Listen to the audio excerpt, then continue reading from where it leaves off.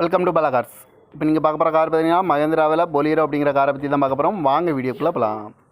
இந்த கார் பார்த்தீங்கன்னா மகேந்திராவில் Bolero model பார்த்தீங்கன்னா 2015 மாடல். இதோட வேரியன்ட் பார்த்தீங்கன்னா NLX அப்படிங்கிற வேரியன்ட் தான்.